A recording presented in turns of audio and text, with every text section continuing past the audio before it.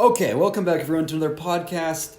This one is going to be awesome. This is a lot about my experience with Tony Robbins. Okay, so a couple things right off the bat that we're going to be talking about. Number one, I want to tell you about a technique that I learned on essentially how we can brainwash ourselves. Literally using the same techniques that the army uses, using the same techniques that they've used in actual brainwashing. Getting into that here in a bit.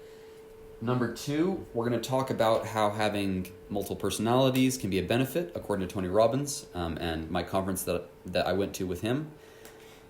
Number three, we're going to talk about behind the scenes what happened with Conor McGregor at the UFC fight when he knocked the guy out in 40 seconds. Tony Robbins was actually there the whole time, and he was coaching him, and he got him in the right mindset for that fight, and what he told him was so profound, and you're going to love it. So... and then lastly, we're going to talk about Tony Robbins' big secret on what he considers how you can be the top of your industry. He shared one truth that was so profound, and he's like, here is what you can do to be the number one in your industry. So let's dive in. A long time ago, I heard about, actually I think my dad even talked to me about it. He said he'd listen to these podcasts on cold showers, right? And I was like, okay, what on earth? Who would ever want to take a cold shower, right? Like, that seems like the worst thing ever. I started talking about all these health benefits that came along with it. And I tried it once, and it was classic, right? It was the classic, like hyperventilate, like small screams, you know?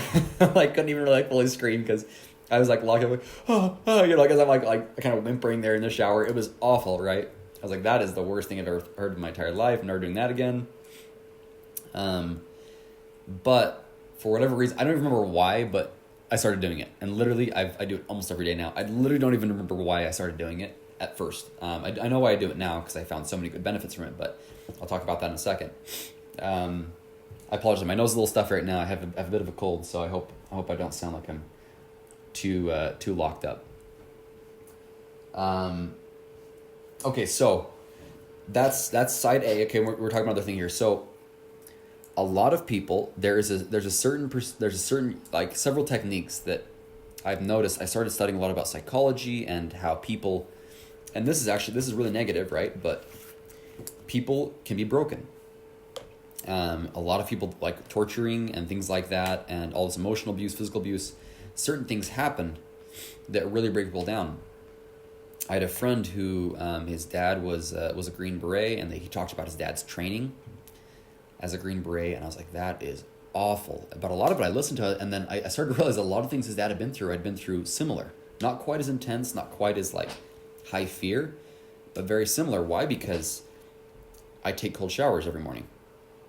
I do pull-up plunges. Sometimes I literally have to break the ice inside of it, like in a river, and like plunge myself in the water. I do breathing techniques. I do ultra running, where you literally are pushing your body. My longest distance, it was 14 hours of running straight, 50 miles.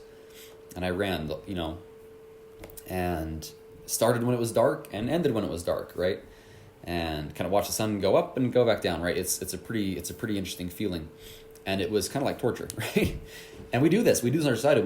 We do things that are so hard. People pay a lot of money to go torture themselves, right? There's some super intense races, and you're cold, and you're wet, and you're hungry, and you're exhausted, and people get addicted to it. Craziest thing, right? So I'm going to tell you this kind of this journey that I went on about with brainwashing, right? And I found this to be so profound, and it kind of clicked this last week. I was like, that's really what it is. What I would do, is I would go on long runs, and the more tired I got, the more I'd start to instill the right thoughts into my mind. So as I'm feeling down, I'm like, oh, and also, the monkey voice, right? We call that, right? The monkey mind. It starts playing. It's like, oh, Brunson, you should turn around. Brunson, you're too tired. Brunson, you're going to hurt yourself. Brunson, you didn't eat enough food, so you're probably low on calories. Brunson, and it just doesn't shut up, right? Almost the whole time you're running. If you've ever run long distance, you've probably, you know exactly what I'm talking about. I wouldn't say probably, you definitely know what I'm talking about. There's a voice that comes on that says, all this negativity. It says, oh, you're not prepared, you didn't train hard enough, you didn't, this and that, and it just goes on and on, and it just doesn't shut up. So what I did to combat that was I would give my own voice, and I'd say, okay, New programming. Because what happens when you're in those states, and this is the key, okay? So listen right here. When you're in these states where you're cold, wet, tired, hungry, emotionally exhausted, physically exhausted, spiritually exhausted, you are highly, highly susceptible to new programming. Brainwashing. Now, it's used very negatively all the time. What if we used it positively? What if we programmed our mind when it's the most susceptible to exactly the kind of person we want to become? That comes first through memorizing. So there's a framework here that I'm going to tell you here in a second. There's a framework. But what if we could really do that? What if we could make ourselves exactly who we want to be by programming?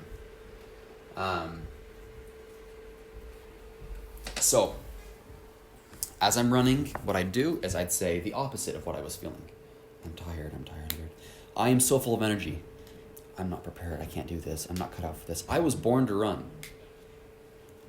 I don't feel up to it. Like everything that my this monkey mind would say, I'd reverse it and I'd yell it. Especially it's nice when you're running out, like when you're running out in the hills.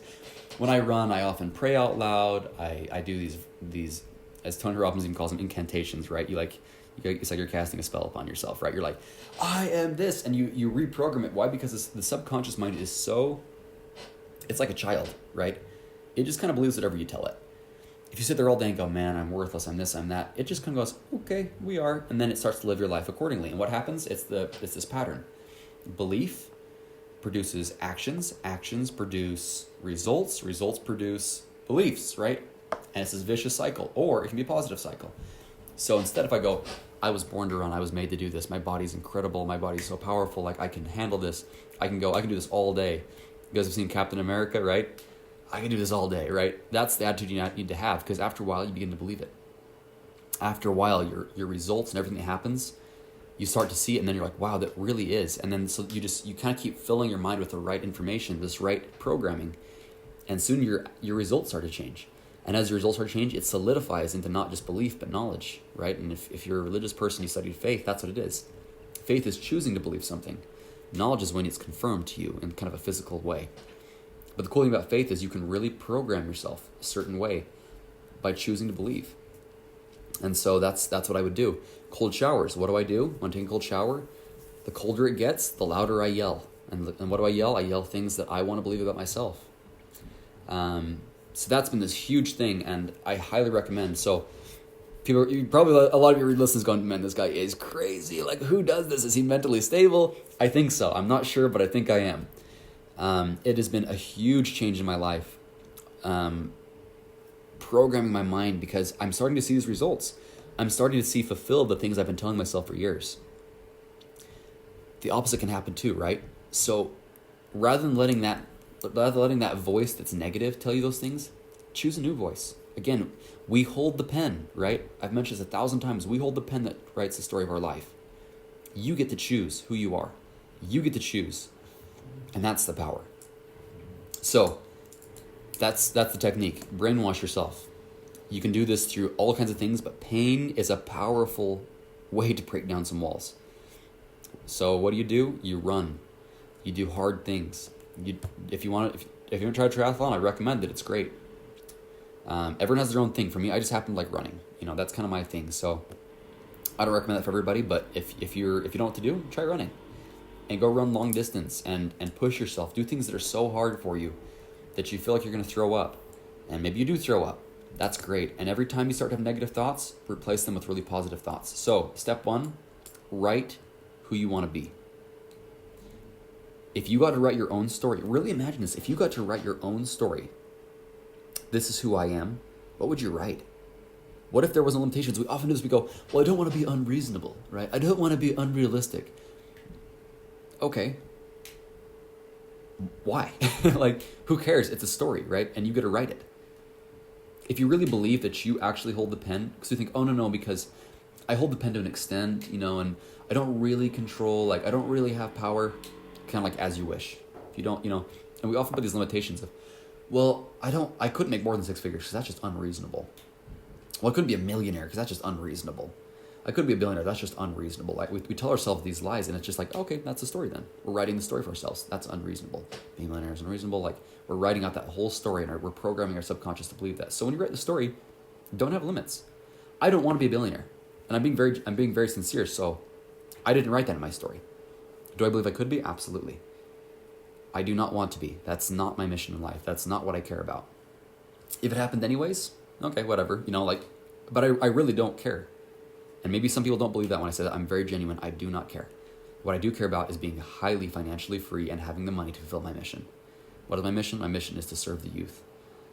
I want to give my whole life to that cause. I want to teach youth how to be their best selves. I just want to be a servant of that cause. So that to me is my story. And what kind of impact do I want? Global. Because again, I hold the pen. I can say, well, I want to affect like 2-3 people. No, I want to affect millions, literally millions, right? And that's my story. So write their story, create affirmations that base around that story. That's step 2. And step 3 is put yourself through hell.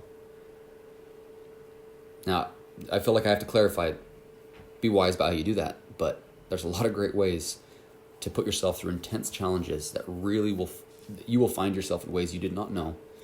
And as you do, and every time you get discouraged, start saying those things and just say it over and over and over and over again. You will totally program yourself way faster, way more effectively than almost any other way that I've seen people do these affirmations. If you need to, yell, shout, bang your chest. That's all of which I do. Whenever I feel like I don't believe it, I just kind of like, nope, I'm choosing to program it this way. Okay, now that took so long. Wow. Okay, I got to move on quick. Actually, you know what? I'm gonna do another episode later, just so we don't bog you guys down too much. I'll do this next one on Monday. I'm so sorry. I know that I told you guys we're gonna talk about it today. We will talk about it Monday. This episode is going way too long, and I like to keep them short enough that people don't feel like it takes like a whole afternoon to listen to my podcast. So on Monday, we're gonna talk about we're gonna go into Tony Robbins and what he taught me. It was so cool, which is probably actually a really nice segue. So we're gonna talk about how he has like his multiple personality thing that he does. Very interesting. I thought it was a little bit kind of crazy, but I'm like, well, he's got the results though to show it. So I'll tell you what he told me about that. I'll tell him about the Conor McGregor fight, and I will tell you about how he said you can be the top of your industry with like one technique that he has found. And this guy's like owns tons. Well, he owns or is partners in literally so many businesses. I couldn't count them all. And he's got one technique he thinks is like the top according to him. So I will tell you guys about that on Monday. Go get it done, guys. Go make it happen. Just take the reins on your life. It's so much fun. I love it. So we'll talk to you guys here soon.